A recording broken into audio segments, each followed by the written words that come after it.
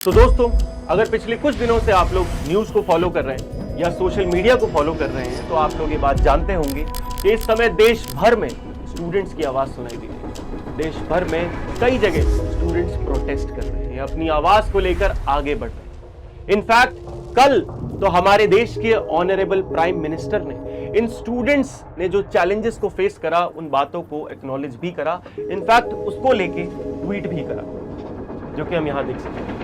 Honourable prime minister ने इस चीज के ऊपर डिस्कशन भी किया कि कैसे हम इसके ऊपर फास्ट ट्रैक कोर्ट्स बनाएंगे या फिर जो भी प्रॉब्लम्स हैं उनको सॉल्व करेंगे। लेकिन मेरी आज की ये वीडियो किसी गवर्नमेंट के सपोर्ट या ऑपोजिशन में नहीं है, किसी प्रोटेस्ट के सपोर्ट या ऑपोजिशन में नहीं है, किसी पॉलिटिकल पार्टी के लिए भी नहीं है। ये वीडियो है आपके और मेरे यानी कि यूथ। ये वीडियो मैं पहली बार मैं आप लोगों से एक ऑनेस्ट टॉक करने जा रहा हूं, और पहली बार इसलिए करने जा रहा हूं क्योंकि लास्ट कुछ दिनों में मेरे पास कई ऐसे मैसेजेस आए जहां बच्चों ने मेरे से डाउट नहीं पूछा, कोई एग्जाम्स की बात नहीं करी। उन्होंने पूछा कि अगर आदि भैया बार बार यही होता रहेगा तो मेहनत करने का फायदा क्या, बार बार अगर ऐसी ही प्रॉब्लम्स आएंगी तो क्या फायदा। और ये सुन के मुझे बड़ा दुख हुआ।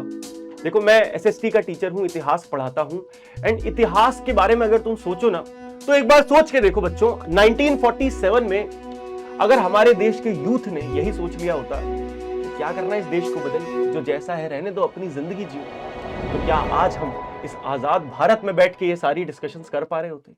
नहीं कर पा रहे होते। तो आज तुम्हारा बड़ा भाई होने के नाते मेरी कुछ जिम्मेदारी है जो मैं तुमसे करना चाहता हूं, तुम्हें कुछ चीजें समझाना चाहता हूं। चलो बात करते हैं यूथ के बारे में, जेन ज़ी के बारे में। तुम लोगों ने कभी सोचा है दुनिया की सबसे बड़ी ताकत क्या है?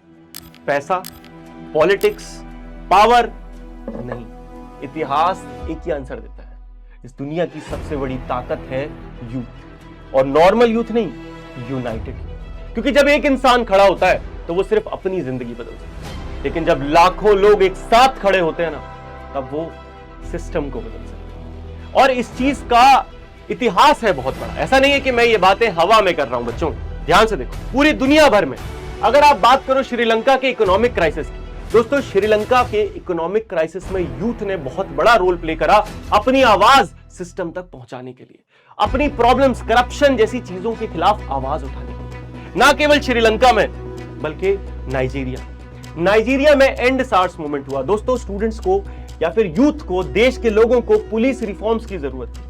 हाँ, मैं मानता हूं उनकी आवाज को, उनकी डिमांड्स को तुरंत नहीं सुना गया, लेकिन उनकी आवाज की वजह से पूरे देश में एक ऐसी कॉन्वर्सेशन शुरू हुई जिसको इग्नोर करना नामुमकिन था, और वो बहुत जरूरी था। ऐसे ही अगर हम बात करें हांगकांग की, तो हांगकांग में स्टूडेंट्स ने यूथ, डेमोक्रेसी और अपनी आइडेंटिटी के मुद्दे पर आवाज उठाई, एंड ये भी एक ऐसी आवाज थी जिसको इग्नोर करना इम्पॉसिबल था। और आखिर में हम बात करें हमारे पड़ोसी मुल्क नेपाल की, जहां पिछले ही साल जेन ज़ी रेवोल्यूशन हुआ, यानी कि जेन ज़ी, छोटे बच्चे, सोचो 15-15, 16-16, 17-17 साल के बच्चे अपनी आवाज उठाने निकल पड़े। ये ताकत है किसी भी देश का, ना केवल हमारे देश का, किसी भी देश का यूथ इकट्ठा होता। और ना केवल पॉलिटिकल बात यार, क्लाइमेट चेंज के मुद्दे पर लास्ट 5-6 सालों में स्टूडेंट्स ने जो स्ट्राइक करी हैं, वो स्ट्राइक ना केवल कोई देश बल्कि पूरी दुनिया उस चीज पे फोकस करने लगी है। पूरी दुनिया उन बातों को इग्नोर नहीं कर पाई है। क्लाइमेट चेंज जैसे मुद्दों पे स्टूडेंट्स ने आवाज उठाई है, जो कि बड़े बड़े लोग इग्नोर करते हैं। और एक बात ध्यान से देखना, इन सारे टॉपिक्स में सोच के देखो एक बार, इन सारे के सारे टॉपिक्स में क्या लैंग्वेज सेम थी? नहीं। क्या रिलीजन सेम था? नहीं। क्या सरकार सेम थी? नहीं। क्या कल्चर सेम था? नहीं। तो क्या सेम था? सेम थी एक बात, यूथ का ये बिलीव कि उनकी बात सुनी जाएगी। लेकिन दोस्तों, अब यहां पे एक बात समझना बहुत जरूरी है। यूथ की ताकत सिर्फ प्रोटेस्ट करने में नहीं होती।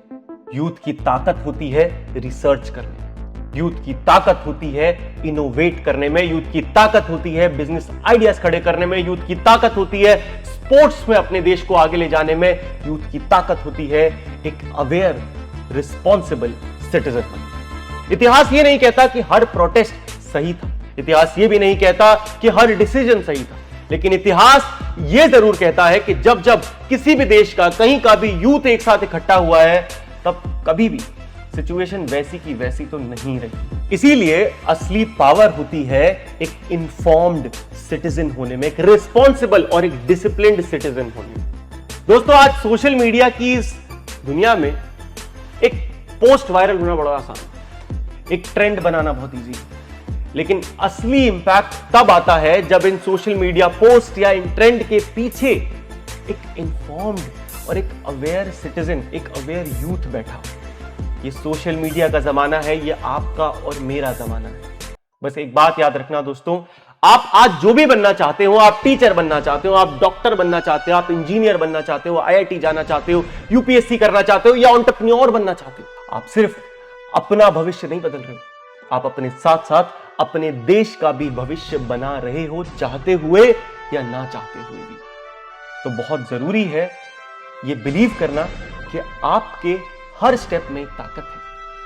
हम मिलके अपने देश को वो देश बना सकते हैं जो हम चाहते हैं, लेकिन जरूरत है हमें सही इंफॉर्मेशन की। यही मेरा आप लोगों के लिए मैसेज है कि अपने देश पे कभी भी भरोसा मत छोड़िए। सिस्टम दोस्तों हमने बनाए हैं, इंसानों ने बनाए हैं, अगर उनमें प्रॉब्लम्स आई है तो सिस्टम को ठीक भी किया जाएगा। लेकिन आप शिक्षा से, जो कि इस दुनिया का सबसे बड़ा वेपन है, याद रखना, शिक्षा सबसे बड़ा वेपन है इस दुनिया का, उससे कभी भी अपना भरोसा मत तोड़ना। जय हिंद, जय भारत। दोस्तों, जिस समय ये वीडियो एडिट हो रही है, आप लोगों के लिए एक बहुत बड़ी न्यूज आई है। हमारे देश के एजुकेशन मिनिस्टर श्री धर्मेंद्र प्रधान जी ने ऑफिशियली रिजाइन कर दिया है। तो बेसिकली जो डिमांड लाखों बच्चे देश भर में कर रहे थे, फाइनली आज उनकी बात को सुन लिया गया है, अकाउंटेबिलिटी को दिखाया गया है गवर्नमेंट के द्वारा। आज इस वीडियो में हम जो चर्चा कर रहे हैं वो है पावर ऑफ यूथ की, एंड इससे बड़ा कोई एग्जांपल नहीं होगा पावर ऑफ यूथ का। Youth has the power. तो salute to all the people जिन्होंने स्टूडेंट्स के लिए आवाज उठाई, एंड मैं उम्मीद करता हूं आने वाले समय में एजुकेशन के लिए और भी धमाकेदार बहुत अच्छे रिफॉर्म्स देखने को मिलेंगे।